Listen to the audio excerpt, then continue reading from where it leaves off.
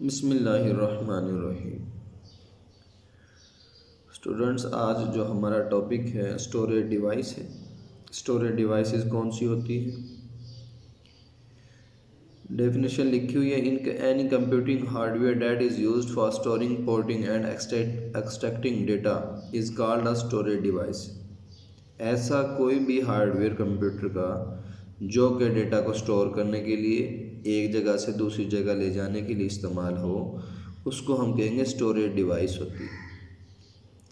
इसमें डेटा को परमानेंटली तौर पे भी सेव किया जाता है और टेम्परेरी तौर पे भी सेव किया जाता है। दोनों तरीके से हम कर सकते हैं। मुस्तकिल तौर पे भी डेटा इसमें रखा जा सकता है और आर्जी तौर पे भी डेटा सेव किया जा सकता है। अब डिवाइसेस जो हैं वो दो तरह की डिवाइसेस होती हैं। एक कंप्यूटर के इंटरनली तौर पे यूज़ होती हैं और एक एक्सटर्नल डिवाइसेस के तौर पे यूज़ होती हैं।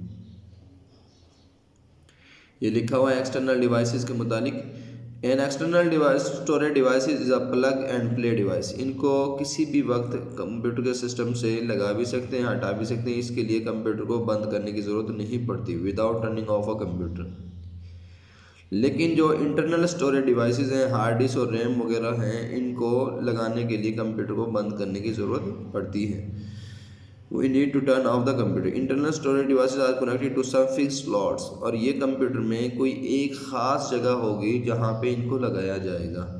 हर एक के लिए अपनी एक स्लॉट्स बनी हुई होती है। एग्जाम्पल उसकी लिखी हुई है, RAM, hard disk, CB, USB, flash drive, etc।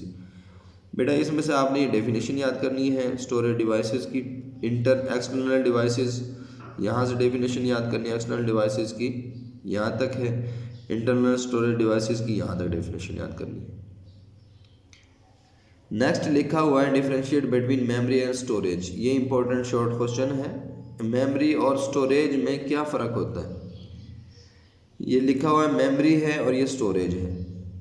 Memory का वो कहता है place where an application loads its data during processing. ये वो जगह है जहाँ पे डेटा प्रोसेसिंग के दौरान डेटा लोड होता है।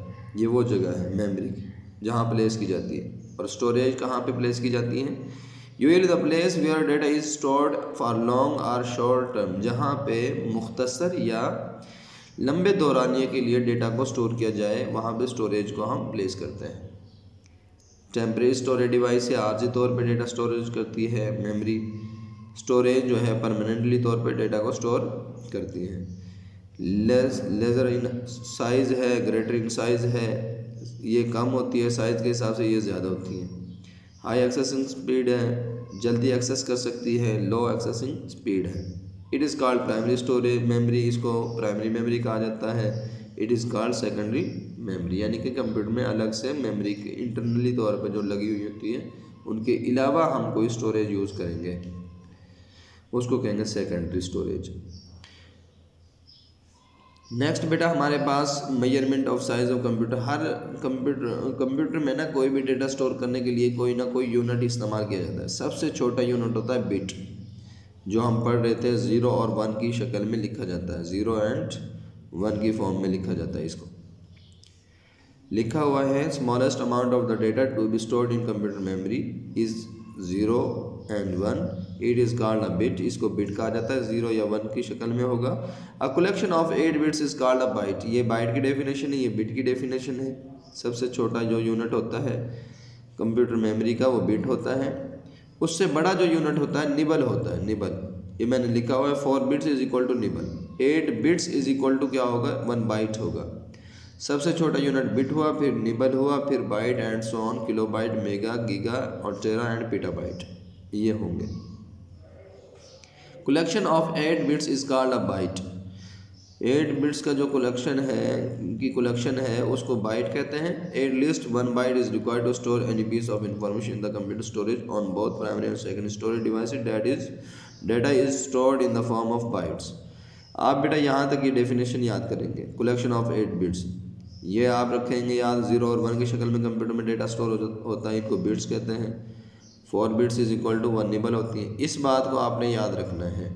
ये जो टेबल लिखा हुआ कंप्लीट इंपॉर्टेंट है, एमसीक्यूज़ के हिसाब से भी इम्पोर्टेंट है और वैसे भी इससे क्वेश्चंस पूछे जा सकते हैं। बिट क्या है? स्मॉलेस्ट यूनिट होता है of data, can hold only one value, 0 0 और 1। बाइट है group of 8 bits, enough space to store single ASCII character. Kilo byte है 1 kilo byte 1 KB is equal to 1024 bytes के बराबर होगा। Megabyte 1 MB is equal to 1024 KB, यानी कि इसके 1024 KB। 1 GB किसके बराबर होगा? 1024 MB के बराबर होगा। ये पावर जो लिख रहा है ये बाइट्स को जब कन्वर्ट करेंगे ना 1024 KB ही बनेगा, वो पावर 2 वाला, ये पावर 3 है, ये 1024 MB बनेगा। 1 TB is equal to 1 terabyte is equal to 1024 GB के बराबर होता है, और 1 petabyte is equal to 1024 TB के बराबर होगा। ये बेटा पावर्स जो लिखी हुई है ये मैं फिर बता दूँ। 5 जो है 1024 TB के इज इक्वल टू होगा 1024 की रेज़ टू पावर 5 जो बाइट्स हैं ये इसके बराबर होंगी जब हम करके देखेंगे।